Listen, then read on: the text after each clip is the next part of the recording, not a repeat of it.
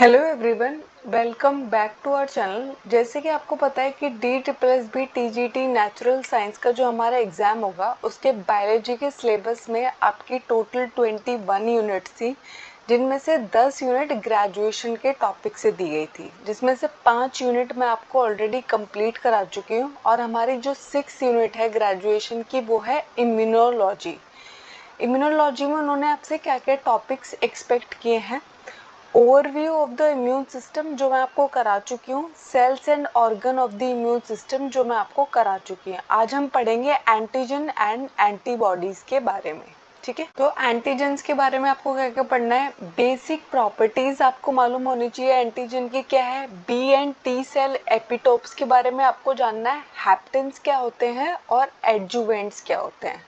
उसके अलावा एंटीबॉडीज में आपको क्या क्या जानना है। एंटीबॉडी का स्ट्रक्चर क्या है, एंटीबॉडीज के डिफरेंट क्लासेस और उनके फंक्शन क्या है, मोनोक्लोनल एंटीबॉडीज क्या होती है, और एंटीजन एंड एंटीबॉडी इंटरैक्शन को हम रिसर्च में और डायग्नोसिस में किस किस चीज़ के लिए, किस किस पर्पस के लिए यूज़ करते हैं। ये टॉपिक्स आपको जानने हैं एंटीजन एंड एंटीबॉडीज के बारे में।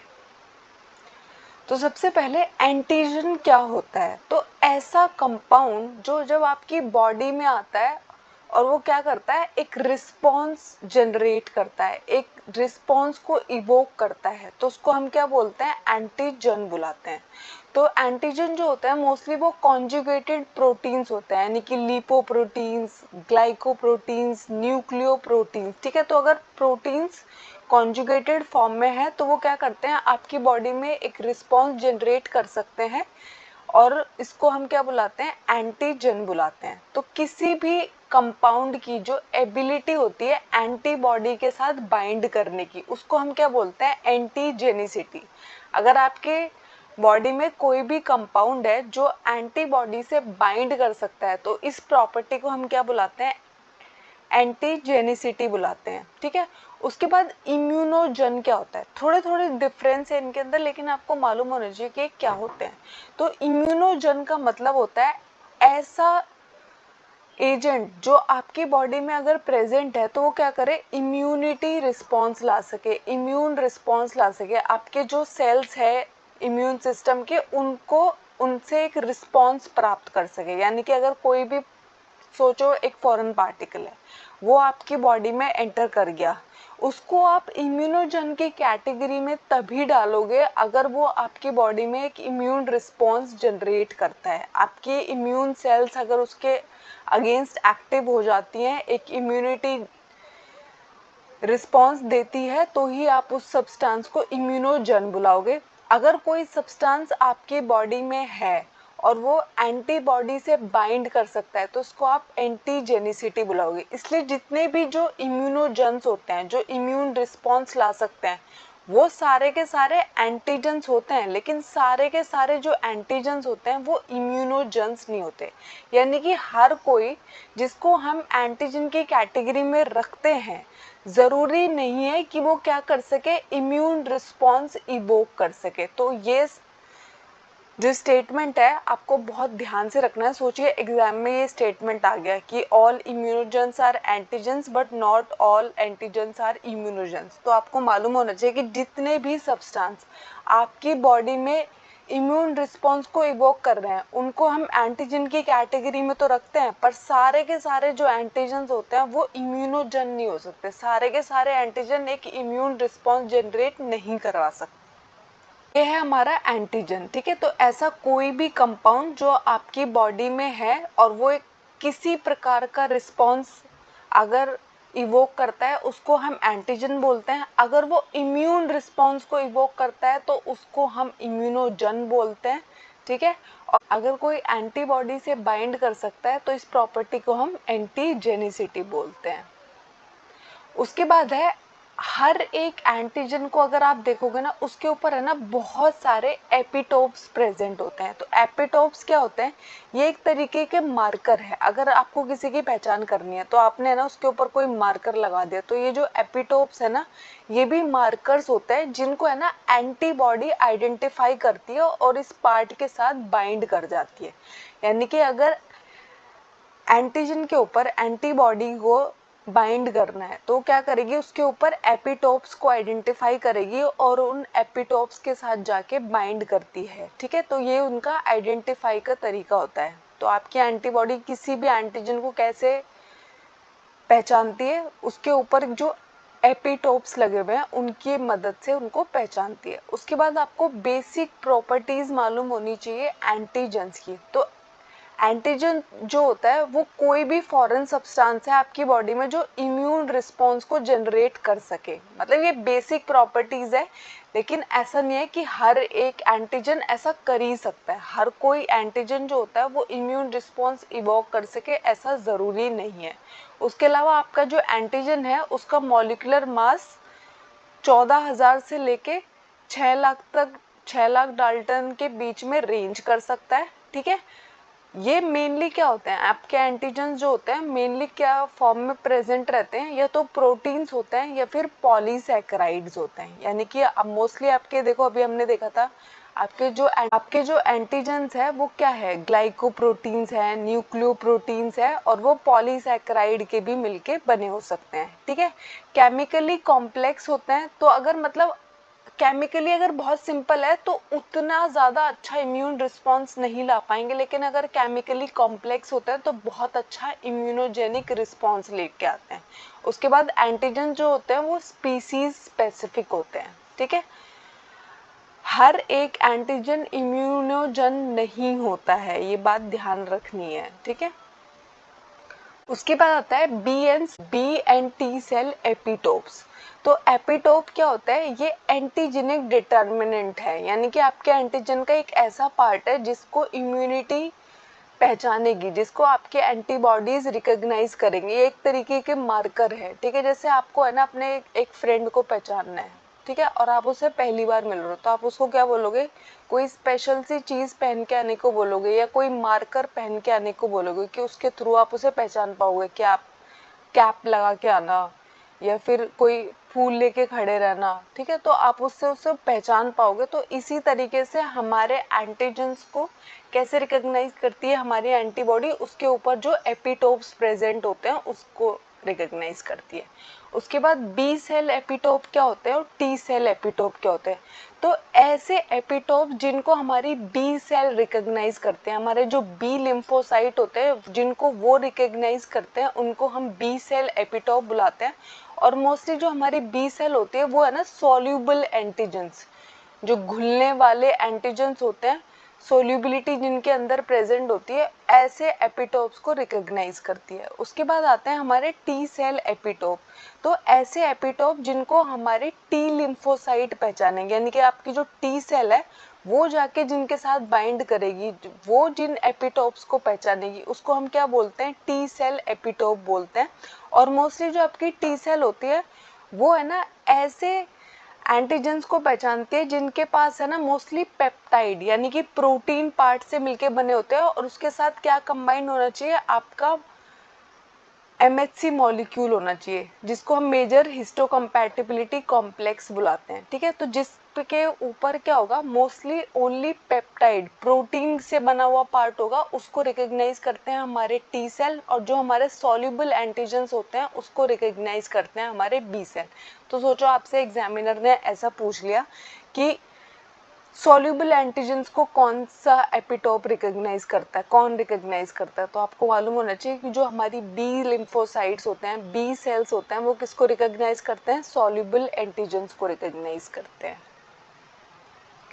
नेक्स्ट है हैप्टेंस क्या होते हैं।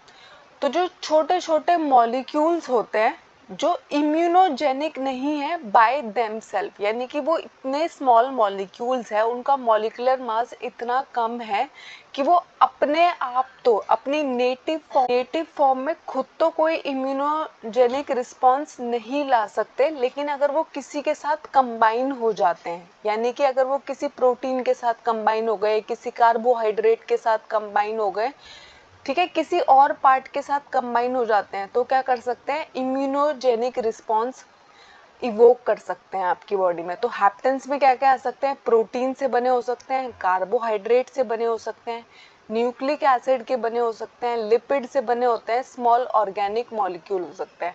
तो आपको हैप्टेंस के बारे में ये बात याद रखना है, इनको हम है ना इनकम्प्लीट एंटीजेंस भी बुलाते हैं। ये ऐसे एंटीजन है, इतने स्मॉल एंटीजेंस है, इनका जो लो मतलब मॉलिक्यूलर वेट होता है वो बहुत ही लो होता है, केमिकली ये बहुत सिंपल होता है। और आपको पता है जब हमें इम्यूनोजेनिक रिस्पॉन्स लाना है तो केमिकली ये कॉम्प्लेक्स होने चाहिए और इनका जो मॉलिक्यूलर वेट है वो भी हाई होना चाहिए। तो अपने आप को कंप्लीट करने के लिए क्या करते हैं, किसी और सब्सटेंस के साथ खुद को अटैच करते हैं, किसी कैरियर मॉलिक्यूल के साथ खुद को अटैच करते हैं और तब ये आपकी बॉडी में कोई इम्यूनोजेनिक रिस्पॉन्स क्रिएट कर सकते हैं। तो आपको याद रखना है हैप्टेंस के बारे में कि इनको इनकम्प्लीट एंटीजेंस भी बुलाते हैं। ये जब अपनी नेटिव फॉर्म में रहते हैं, अपनी बेसिक फॉर्म में रहते हैं, तो ये कोई इम्यूनोजेनिक रिस्पॉन्स खुद से क्रिएट नहीं कर सकते क्योंकि ये केमिकली बहुत सिंपल भी है, इनका मॉलिक्यूलर वेट भी बहुत लो है। लेकिन जब ये किसी और के साथ, किसी और पार्ट के साथ अटैच कर जाते हैं तो क्या करते हैं, इम्यूनोजेनिक रिस्पॉन्स को इवोक कर सकते हैं आपकी बॉडी में। उसके बाद आते हैं एडजुवेंट्स क्या होते हैं। तो ये ऐसे सब्सटेंसेस होते हैं जो हमारे इम्यून रिस्पॉन्स को बढ़ाते हैं। ठीक है, मान लीजिए आपके हैप्टेंस है, वो खुद से कोई इम्यून रिस्पॉन्स नहीं ला सकते थे, लेकिन अगर मैंने उसके साथ है ना एडजुवेंट को मिक्स कर दिया, एडजुवेंट और हैप्टेन को मैंने मिक्स कर दिया, तो अब है ना बहुत ही अच्छा इम्यूनोजेनिक रिस्पॉन्स आपकी बॉडी इवोक करेगी। ठीक है, तो इसको हम क्या बोलते हैं, एडजुवेंट्स बुलाते हैं। ठीक है, तो ये हमारे इम्यून रिस्पॉन्स को बढ़ाने के लिए यूज़ किए जाते हैं। हमारे जो वीक इम्यूनोजेंस होते हैं, हैप्टेंस होते हैं, जो बहुत ही स्मॉल अमाउंट में एंटीजन प्रेजेंट होता है, तो उसके साथ हम क्या मिक्स कर देते हैं, एडजुवेंट का पार्ट मिक्स कर देते हैं और क्या होगा, बहुत ही अच्छा इम्यून रिस्पॉन्स क्रिएट होगा, आपकी बहुत सारी एंटीबॉडीज़ बनेगी और आपकी बॉडी में बहुत अच्छे से फाइट हो पाएगी। क्योंकि अगर बहुत ही वीक इम्यूनोजन है, वो कोई एंटीबॉडी को जनरेट ही नहीं कर पाए, तो आराम से वो आपकी बॉडी में रहता रहेगा ना। तो हमें क्या चाहिए, बहुत स्ट्रॉन्ग इम्यूनोजेनिसिटी चाहिए। तो उसके लिए हम क्या करते हैं, हैप्टेंस के साथ मिक्स कर देते हैं एडजुवेंट्स को। तो बहुत अच्छा इम्यून रिस्पॉन्स पाने के लिए हम क्या करते हैं, ये ऐसे सब्सटेंसेस है जिनको हम मिक्स करते हैं इम्यून रिस्पॉन्स को बढ़ाने के लिए। जैसे कि सोचो हम किसी को वैक्सीन दे रहे हैं और वो वैक्सीन है ना इतनी इफेक्टिव नहीं है, उसमें है ना इतना अच्छा इम्यून रिस्पॉन्स नहीं आ रहा, तो उसमें हम है ना एडजुवेंट्स मिलाएंगे और क्या होगा, वो वैक्सीन बहुत ही अच्छा इम्यून रिस्पॉन्स देगी। उसके बाद आ जाती है हमारे एंटीजन का पार्ट खत्म हो गया, अब आ जाती है हमारी एंटीबॉडीज। तो अगर आप एंटीबॉडी के कभी भी बेसिक शेप को देखोगे तो वो वाई शेप्ड प्रोटीन है जो हमारे इम्यून सिस्टम द्वारा प्रोड्यूस किया जाता है। हमारी जो इम्यून सेल्स है वो क्या प्रोड्यूस करती है, एंटीबॉडीज रिलीज कर रही होती हैं और ये क्या करती है, हमारी बॉडी में जितने भी फॉरेन पार्टिकल्स घूम रहे हैं, मोस्टली जिनको हम एंटीजन से बुला रहे होते हैं, उनको आइडेंटिफाई करती है, उनको किल करती है, न्यूट्रलाइज करती है, हार्मफुल सब्सटेंस को हमारी बॉडी से एलिमिनेट करने का काम करती है। ठीक है, तो एंटीजन बाइंडिंग ग्लाइकोप्रोटीन्स को हम क्या बुलाते हैं, इम्यूनोग्लोबिन्स बुलाते हैं। ये जो हमारी एंटीबॉडी है, ये किसी के रिस्पॉन्स में हमारी बॉडी में बनी है। तो एंटीबॉडी, एंटीजन के रिस्पॉन्स में जो रिस्पॉन्स हमारी बॉडी देती है वो क्या होती है, एंटीबॉडीज। ठीक है, एंटीजन को न्यूट्रलाइज करने के लिए हमारी बॉडी क्या सिक्रीट करती है, एंटीबॉडी सिक्रीट करती है। एंटीजन के ऊपर जो एपिटोप्स होते हैं उनको आइडेंटिफाई करती है हमारी एंटीबॉडी, उसके ऊपर अटैच कर लेती है खुद को और उस एंटीजन को किल कर देती है, एलिमिनेट कर देती है। ठीक है, तो एंटीजन बाइंडिंग ग्लाइकोप्रोटीन, क्योंकि मोस्टली ये प्रोटीन से बनी होती है, इनको हम इम्यूनोग्लोबिन्स भी बुलाते हैं। अब इम्यूनोग्लोबिन क्यों बुलाना है, ग्लोबिन एक प्रोटीन का नाम होता है। ठीक है, ग्लोबुलर प्रोटीन्स होते हैं ना बहुत सारे, और इम्यूनो क्यों है, क्योंकि इम्यूनिटी प्रोवाइड करती है, इसलिए इसका नाम क्या है, इम्यूनोग्लोबुलिन। इसलिए मैं आपको बहुत बार बोलती हूँ, अगर आपके इंग्लिश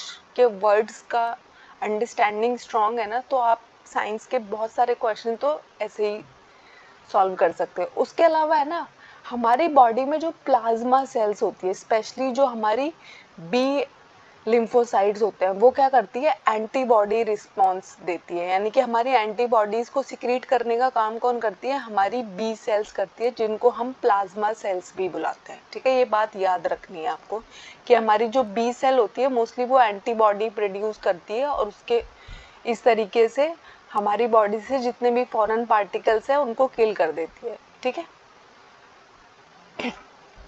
अब हमारी एंटीबॉडी का जो बेसिक स्ट्रक्चर होता है, क्योंकि आपको स्ट्रक्चर भी पढ़ना है, तो वाई शेप्ड प्रोटीन होता है, ठीक है।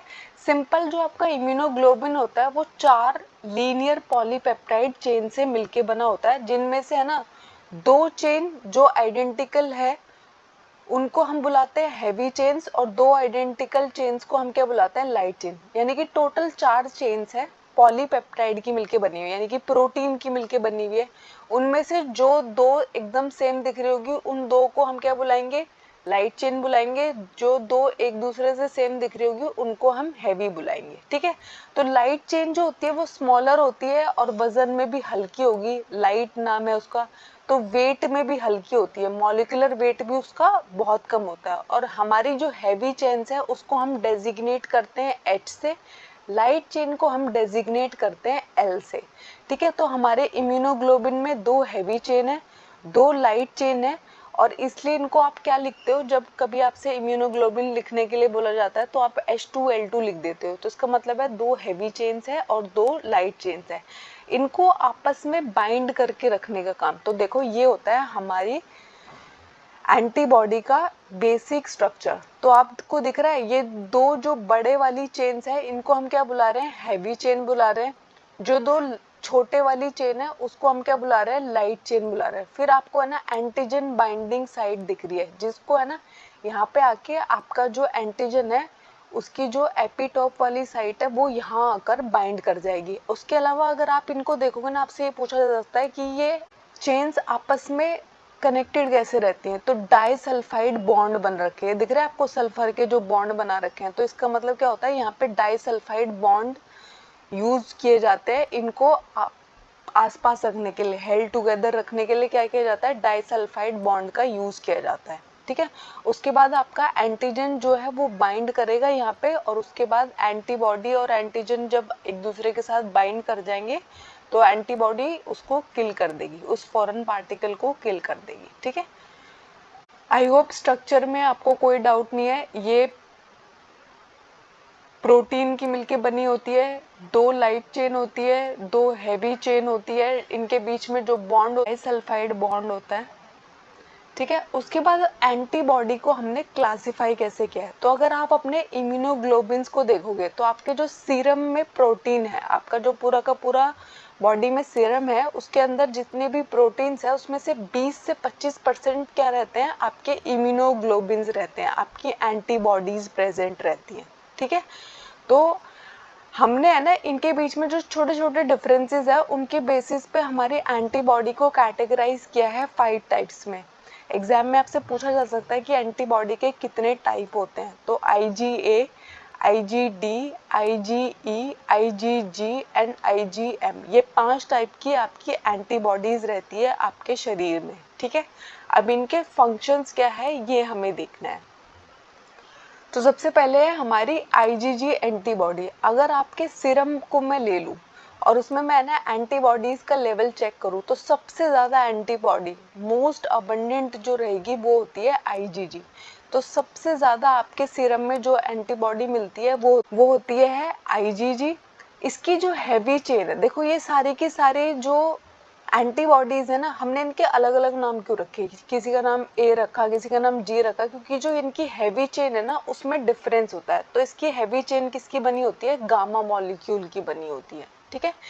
ये इकलौती ऐसी एंटीबॉडी है जो प्लेसेंटा को क्रॉस कर जाती है, यानी कि जब आप अपनी मम्मी के पेट में हैं तो प्लेसेंटा के थ्रू आप तक खाना जा रहा है, लेकिन अगर आपको एंटीबॉडीज की जरूरत है, आपको कोई बीमारी हो रही है, तो आपकी मदर की बॉडी से आपके अंदर कौन सी एंटीबॉडी जा सकती है, प्लेसेंटा के थ्रू IgG। तो हमारी 5 एंटीबॉडी में से सिर्फ एक ही ऐसी एंटीबॉडी है जो प्लेसेंटा को क्रॉस कर सकती है, IgG। तो मोस्ट ऑफ द टाइम जो क्वेश्चन बनता है वो भी यही बनता है कि ऐसी कौन सी एंटीबॉडी होती है जो प्लेसेंटा को क्रॉस कर सकती है। तो आपकी जो IgG एंटीबॉडी होती है वो इम्यूनिटी ट्रांसफर करती है मदर टू फीटस और प्लेसेंटा को क्रॉस कर जाती है। उसके बाद ये क्या करती है, कैसे किल करती है ये, तो आपकी बॉडी में जो भी पैथोजन घूम रहा है उसके साथ है ना ये बाइंड कर लेती है, और जब ये उसके साथ बाइंड कर लेती है, जो हमारी फैगोसाइटोसिस करने वाली सेल्स होती है ना, हमारी जो डेंड्राइटिक सेल्स होती है,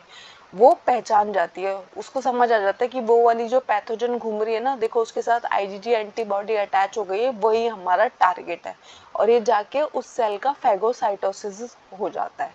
ठीक है, तो आईजीजी एंटीबॉडी क्या करती है, पैथोजन की आइडेंटिफिकेशन में हेल्प करती है। ये जैसे ही किसी पैथोजन के साथ खुद को अटैच कर लेती है, तो जो हमारी डेंड्राइटिक सेल है, फैगोसाइटोसिस सेल है, वो सेल को पहचान जाती है कि इसको हमें किल करके एलिमिनेट करना है, और वो इसको खा जाती है। तो आपको इसके बारे में याद रखना है कि ये मोस्ट अबंडेंट है, और उसके अलावा ये प्लेसेंटा को क्रॉस करने वाली इकलौती एंटीबॉडी है। उसके बाद आता है हमारा आईजीए एंटीबॉडी। तो आपकी जितनी भी एक्सटर्नल सिक्रेशंस है, आपकी बॉडी में जितनी भी एक्सटर्नल सिक्रेशंस है, उसके अंदर सबसे ज़्यादा मिलने वाली एंटीबॉडी जो होती है वो आईजीए है। अब एक्सटर्नल सिक्रेशंस में क्या आती है, अगर आप ब्रेस्ट मिल्क पी रहे हो, अगर आपका जो सलाइवा है, आपके माउथ में जो सलाइवा रिलीज हो रहा है, आपके जो आंसू है, आपकी बॉडी के अंदर जितना भी म्यूकस रिलीज हो रहा है, उन सब के अंदर जो एंटीबॉडी हमें देखने को मिलती है वो है हमारी आईजीए एंटीबॉडी। ठीक है, और मोस्ट ऑफ द टाइम जो मदर का फर्स्ट मिल्क होता है, जिसको हम कोलेस्ट्रम बुलाते हैं, वो है ना न्यू बॉर्न को एंटीबॉडी प्रोवाइड करता। देखो जब वो पेट में था तो उसको है ना प्लेसेंटा के थ्रू मदर ने एक एंटीबॉडी भेज दी। उसके बाद है ना जब वो बाहर आया तो उसको बहुत सारी एक्सट्रीम सिचुएशन में आ गया ना, पहले अंदर मम्मी के पेट में एकदम सेफ था, जब वो बाहर निकल के आया है तो उसको बहुत सारी चीज़ों से फाइट करना है।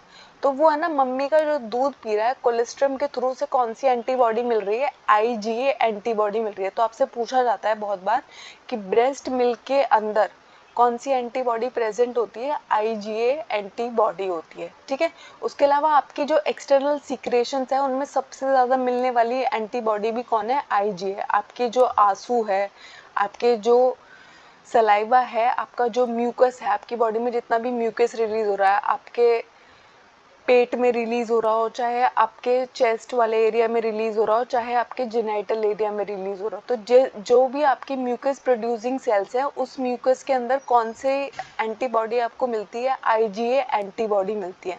मोस्ट ऑफ द टाइम मैंने ये मोनोमर की फॉर्म में होती है। मोस्ट ऑफ द टाइम जब आप इसको देखोगे तो इसका जो शेप होगा वो मोनोमर होगा, और कभी कभी ये डाइमर भी बना लेती है, यानी कि दो चेन्स आपको देखने को मिल सकते हैं। मोस्टली सिंगल चेन रहती है, लेकिन दो चेन का फॉर्मेशन भी हो जाता है। तो आपको मालूम होना चाहिए कि हमारे ब्रेस्ट मिल्क में कौन सी एंटीबॉडी होती है, आईजीए एंटीबॉडी होती है। हमारे एक्सटर्नल सिक्रेशन में कौन सी एंटीबॉडी होती है, आईजीए। ऐसी कौन सी एंटीबॉडी है जो प्लेसेंटा को क्रॉस कर जाती है, आईजीजी। ठीक है, उसके बाद आता है आईजीएम। तो ये पहली वो एंटीबॉडी है, आपको एक एंटीबॉडी मिल गई अपनी मदर से, एक एंटीबॉडी आपको फिर से मम्मी के दूध के थ्रू मिल गई, एक प्लेसेंटा के थ्रू पहुंच गई, लेकिन आपकी बॉडी सबसे पहली बार न्यूबॉर्न की बॉडी खुद से जो एंटीबॉडी बनाती है उसको हम बोलते हैं आईजीएम। तो आईजीएम वो फर्स्ट क्लास ऑफ एंटीबॉडी है जिसको डेवलपिंग बी सेल्स बना रहे होते हैं। ठीक है, और जब आप इसको अपने ब्लड सिक्रेशंस में चेक करोगे ना, तो इसका जो शेप आपको देखने को मिलेगा वो क्या होगा, पेंटामर होगा, यानी कि इसमें ना 5 चेन्स आपको साथ में दिखाई देंगी। ठीक है, यानी कि इसकी जो शेप होती है मोस्टली वो पेंटामेर होती है, और उनको आपस में किसने हेल्ड कर रखा होगा, डाइसल्फाइड बॉन्ड ने हेल्ड कर रखा होगा। ये पहली इम्यूनोग्लोबिन है जो प्राइमरी रिस्पॉन्स, यानी कि आपकी बॉडी में जब न्यूबॉर्न की बॉडी में कोई एंटीजन एंटर करता है तो उसके अगेंस्ट खुद से वो जो एंटीबॉडी बनाता है, एक तो मदर के मिल्क से मिली, एक प्लेसेंटा के थ्रू मिली, लेकिन जो खुद से उसने बनाई, खुद की उसकी बॉडी ने जो फाइट करना शुरू किया है, वो कौन सी है, आईजीएम एंटीबॉडी है। तो आईजीएम वो फर्स्ट एंटीबॉडी होती है जिसको न्यूबॉर्न खुद सिंथेसाइज करता है, उसकी बॉडी, उसका इम्यून रिस्पॉन्स खुद उसको सिंथेसाइज करता है। ठीक है, तो आईजी जी के बारे में क्या स्पेशल बात है, ये प्लेसेंटा को क्रॉस कर सकती है। आईजीए के बारे में क्या स्पेशल बात है, ये कोलेस्ट्रम में और एक्सटर्नल सिक्रेशंस के अंदर प्रेजेंट होती है। और आईजीएम वो फर्स्ट क्लास ऑफ एंटीबॉडी होती है जिसको हमारी बॉडी खुद बनाती है इम्यूनिटी प्रोवाइड करने के लिए। जब मुझे खुद फाइट करनी है किसी से, तो मेरी खुद की बॉडी ने जो एंटीबॉडी बनाया होगा वो कौन होगा, IgM होगा। उसके बाद आता है हमारा नेक्स्ट IgD। तो अगर आप है ना अपना सीरम लेवल चेक करोगे तो उसके अंदर सिर्फ 0.2% प्रेजेंट रहती है IgD, ठीक है। और आज तक हमें इसका है ना मेजर फंक्शन भी अभी तक पता नहीं चल पाया। बस हम इतना मानते हैं कि IgD और IgM ये क्या करते हैं, मेम्ब्रेन बाउंड इम्यूनोग्लोबिन्स है ये, यानी कि कोई भी मैच्योर सेल्स जो होती है, ठीक है, उसके ऊपर ये प्रेजेंट रहते हैं। यानी कि आपकी जो बी सेल है, हम ये मानते हैं कि हमारी बी सेल मैच्योर हो गई है अगर उसके ऊपर, उसके सरफेस के ऊपर हमें क्या दिखाई देंगी, IgD और IgM दिखाई दे रही है। तो बस इसको हम मार्कर मानते हैं बी सेल मैच्योरिटी का। हो सकता है इसके बहुत सारे फंक्शन हो, लेकिन अभी तक हम उनको डिस्कवर नहीं कर पाए हैं, साइंटिस्ट उनको अभी डिस्कवर नहीं कर पाया। और हमेशा देखो इनके ऊपर वर्क चलता रहता है। तो जब इसका मेजर फंक्शन हमें पता चलेगा तब ठीक है। एक तो ये हमारे सीरम में बहुत कम प्रेजेंट है, उसके अलावा ये क्या करता है, ये मेम्ब्रेन बाउंड इम्यूनोग्लोबिन है और बी सेल की मेच्योरिटी के लिए मार्कर है। यानी कि आपकी बी सेल मेच्योर है या इमेच्योर है कैसे पता चलता है, अगर उसकी सरफेस पे आपको IgD दिखाई दे रही है तो वो मेच्योर सेल्स है, ठीक है। उसके बाद आती है IgE। IG है ना एग्जामिनर का फेवरेट क्वेश्चन है। आप चाहे किसी भी कॉम्पिटिटिव एग्जाम को देख लेना या फिर आप अपने एग्जाम को देखना, तो बहुत बार एग्जाम में पूछा जाता है ऐसी एंटीबॉडी का नाम जो एलर्जी रिस्पॉन्स में इन्वॉल्व रहती है। तो अगर कभी आप डॉक्टर के पास जाते हो, आप बोलते हो कि मुझे है ना एलर्जिक रिएक्शंस हो रही है, तो डॉक्टर आपको है ना IgE एंटीबॉडी टेस्ट कराने के लिए देता है, ठीक है। तो IgE एंटीबॉडी को क्या करता है, वो आपके सीरम लेवल में चेक करते हैं कि IgE का लेवल क्या है। तो IgE का लेवल अगर बहुत हाई हो रहा है तो वो समझ जाता है कि आपकी बॉडी में कोई एलर्जिक रिस्पॉन्स चल रहा है। तो IgE क्या करती है, ये हमारी जो बेसोफिल सेल होती है, मास्ट सेल होती है, जो क्या रिलीज करती है, हिस्टामाइन रिलीज करती है, जिसकी वजह से एलर्जी हो जाती है, तो उसके साथ बाइंड करती है। तो हम क्या मानते हैं कि ये है ना एलर्जिक रिएक्शंस में इन्वॉल्व है। हमारी IgE एंटीबॉडी जो है वो एलर्जिक रिएक्शंस में इन्वॉल्व रहती है। तो अगर आपकी बॉडी में किसी भी टाइप का एलर्जी चल रहा है तो डॉक्टर आपको IgE एंटीबॉडी को टेस्ट करने के लिए बोलेगा, ठीक है। ये हमारी 5 एंटीबॉडीज थी, इनके मेजर फंक्शन भी मैंने आपको बता दिए। उसके बाद आती है मोनोक्लोनल एंटीबॉडीज क्या होती है। तो मोनोक्लोनल एंटीबॉडी का मतलब होता है जो है ना सिर्फ एक टाइप के एंटीजन से बाइंड करेगी, ठीक है, मोनो, ठीक है, सिर्फ सिंगल, ठीक है। मोनोक्लोनल एंटीबॉडी का मतलब है ऐसी एंटीबॉडीज जिनको हम है ना मोस्टली डायग्नोसिस एंड ट्रीटमेंट के लिए यूज करते हैं। एक्चुअली हम है ना जब अपनी बॉडी में ना कैंसर सेल को आइडेंटिफाई करना चाहते हैं तो हम क्या बनाते हैं, उसको ट्रीट करने के लिए हम क्या बनाते हैं, मोनोक्लोनल एंटीबॉडीज बनाते हैं। ये एंटीबॉडीज ना मोस्टली हम लैब के अंदर बनाते हैं, ठीक है। और ये मोनो स्पेसिफिक एंटीबॉडीज होती है, यानी कि पर्टिकुलर किसी एक पर्टिकुलर डिजीज के लिए मैंने इनको टैग किया होगा। मैं चाहती हूँ कि कैंसर सेल को आइडेंटिफाई करना, तो जब मोनोक्लोनल एंटीबॉडी मैं किसी के अंदर इंट्रोड्यूस करूंगी तो वो जाके पर्टिकुलरली जिस सेल के लिए मैंने उसे ट्रेन किया उसी सेल को जाके आइडेंटिफाई करेगा, उसी को जाके किल करेगा, ठीक है। तो मोनोक्लोनल एंटीबॉडीज होती है जो जो एक टाइप के एंटीजन से ही बाइंड करती है। मोनोक्लोनल एंटीबॉडीज को हम लैब में बनाते हैं और इसके लिए जो टेक्नोलॉजी हम यूज करते हैं उसको हम हाइब्रिडोमा टेक्नोलॉजी बोलते हैं, ठीक है। तो हाइब्रिडोमा टेक्नोलॉजी से मोनोक्लोनल एंटीबॉडीज बनती है, लेबोरेटरी में सिंथेसाइज होती है ये एंटीबॉडीज, ठीक है। और मोनोक्लोनल एंटीबॉडीज को हम डायग्नोसिस एंड ट्रीटमेंट के लिए इस्तेमाल करते हैं। बहुत सारी बीमारियों को, बहुत अलग अलग टाइप के कैंसर्स को आइडेंटिफाई करने के लिए हम मोनोक्लोनल एंटीबॉडीज का इस्तेमाल करते हैं। नेक्स्ट है एंटीजन एंड एंटीबॉडी इंटरैक्शंस को हम रिसर्च एंड डायग्नोसिस में कैसे इस्तेमाल करते हैं, एज अ टूल कैसे इस्तेमाल करते हैं। तो अगर आपको है ना किसी को ब्लड चढ़ाना है, ठीक है, और आपको है ना ये जानना है कि सामने वाले पेशेंट का ब्लड ग्रुप क्या है, तो उसके लिए आप है ना एंटीजन एंटीबॉडी इंटरैक्शन करते हैं। अगर आप कभी डॉक्टर के पास जाओगे ना और आप बोलोगे मेरे को अपना ब्लड ग्रुप जानना है, तो वो है ना डिफरेंट डिफरेंट टाइप्स के एंटीजन्स का इस्तेमाल कर रहा होता है। आपको बोलेगा इसके ऊपर अपना ब्लड ड्रॉप डालो, आप अपना ब्लड ड्रॉप डालोगे तो कोगुलेशन जो होगा उसके थ्रू वो आपका ब्लड ग्रुप बता देता है। तो ABO ब्लड ग्रुप जो होता है उसमें, यानी कि आपका ब्लड ग्रुप A है, B है, O है, ठीक है, पॉजिटिव है, नेगेटिव है। तो इन सब को जानने के लिए हम क्या करते हैं, एंटीजन एंटीबॉडी इंटरेक्शन का इस्तेमाल करते हैं। उसके बाद हमारी जो नेक्स्ट टेक्निक जिसमें हमारा एंटीजन एंटीबॉडी इंटरेक्शन यूज होता है वो होती है एलाइजा। तो एलाइजा का फुल फॉर्म आपके एग्जाम में पूछा जाता है। तो एंजाइम लिंक्ड इम्यूनोसॉर्बेंट एसे, ये एक डायग्नोस्टिक टेस्ट है, ठीक है। एंटीजन एंटीबॉडी इंटरेक्शन का इस्तेमाल करके हमें ना पेशेंट का सैंपल डालते हैं, उसमें हमने है ना एंटीजेंस कोड किए हुए हैं। तो अगर उसमें एंटीबॉडीज बन रही होती है तो हम ये पहचान जाते हैं कि इस पर्टिकुलर इंसान को ये वाली बीमारी है कि नहीं है। तो एलाइजा टेस्ट जो है वो बहुत सारी बीमारियों के डायग्नोसिस में इस्तेमाल होता है, ठीक है। उसके बाद आपको देखते हो आजकल बहुत सारा टीवी में ऐड आ रहा होता है प्रेगनेंसी किट्स का। तो आपकी जो प्रेगनेंसी किट्स होती है ना, रैपिड डायग्नोसिस किट जो होती है, जिसमें हम ये जानना चाहते हैं कि इंसान प्रेग्नेंट है कि नहीं है। तो उसके में भी क्या होता है, हमने एंटीजन एंटीबॉडी इंटरेक्शन को यूज किया होता है ये जानने के लिए कि इंसान प्रेग्नेंट है कि नहीं है। उसके बाद है ना, अगर आप डिजीजेस का डायग्नोसिस करना चाहते हो, जैसे HIV जो होता है, उसको डायग्नोस करने के लिए हम क्या इस्तेमाल करते हैं, एंटीजन एंटीबॉडी इंटरेक्शन का इस्तेमाल करते हैं। अगर आपको किसी पर्टिकुलर ड्रग्स के बारे में जानना है तो वो भी आप किसके थ्रू जानते हो, एंटीजन एंटीबॉडी इंटरेक्शन के थ्रू जानते हो। ये वो सारे फंक्शंस हैं जहाँ पर हम एंटीजन एंटीबॉडी इंटरेक्शन का इस्तेमाल करते हैं in research and diagnosis. Thank you, I hope इसमें आपको कोई डाउट नहीं है। अगर कोई डाउट है मुझे कमेंट्स में ज़रूर बताइएगा। हमारे चैनल को लाइक कीजिएगा, शेयर कीजिएगा, सब्सक्राइब कीजिएगा।